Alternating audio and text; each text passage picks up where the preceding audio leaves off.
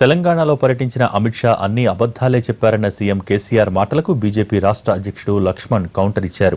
అమిత్ షా ఒక్కసారి వస్తేనే సీఎం కేసీఆర్ ఉలికిపడుతున్నారని లక్ష్మణ్ అన్నారు. కేంద్ర సాయంపై పూర్తి వివరాలు అందజేసేందుకు సిద్ధంగా ఉన్నట్టు చెప్పారు. తెలంగాణ రాష్ట్రానికి ప్రతి ఏటా అదనంగా 20,000 కోట్లు. దేనికి అదనంగానండి?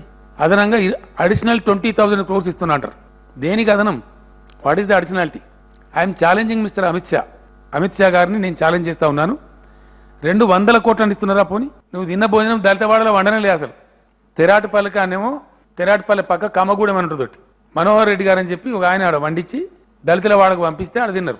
ఆ ఊరు దళితులు నిరసన తెలిపిండ్రు. ఇదేందండి, తింటే మా బస్తీలతో వండిని తినాలి కానీ వేరే మామిడి తోటలో వండకొచ్చి మా బస్తీలో పెడతారా మీరు అని వాళ్ళు నిరసన తెలిపిండ్రు తెరాటిపల్లి కాడ. ఇప్పుడు నేను చెప్పే మాట తెరాటిపల్లి దళిత సోదరులు వింటున్నారు.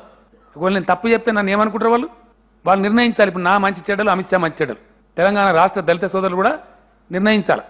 పార్టీ విస్తరణ కోసం ఇవాళ అమిత్ షా గారు జిల్లాల్లో ఉన్న గ్రామాలు తిరుగుతూ ఉంటే దాన్ని కూడా ఇవాళ ఓర్వలేని పరిస్థితి ఉన్నదంటే ఎందుకు ఉలిక్కి పడుతున్నారని అడుగుతున్నాను.